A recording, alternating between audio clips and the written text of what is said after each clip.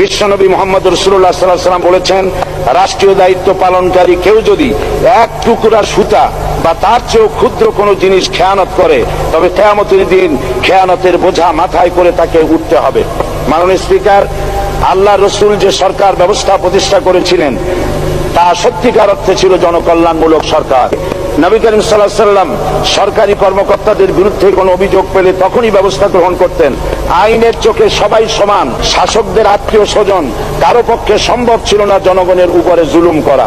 খলিফা ওমর রাদিয়াল্লাহু তাআলা আনহুর এক ছেলে অপরাধী প্রমাণিত হলে সে দণ্ডভোগ থেকে রেহাই পায়নি, এমনকি এতে তার মৃত্যুদণ্ড হয়েছিল।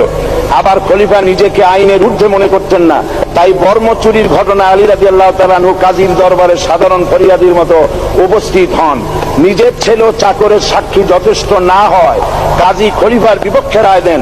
এখানে বিচার বিভাগ ছিল সম্পূর্ণ স্বাধীন এবং শাসন বিভাগের নিকট তার কোনো দায়বদ্ধতা ছিল না। মাথায় আটার বোঝা বহন করে নিয়ে চললেন আর বলে গেলেন, মানুষ কেন, ফোরাতের কূলে যদি একটি কুকুরও না খেয়ে মারা যায়, তবে এই ওমর রাদিয়াল্লাহু তাআলা আনহুকে কিয়ামতের দিন আল্লাহর দরবারে জবাবদিহি করতে হবে।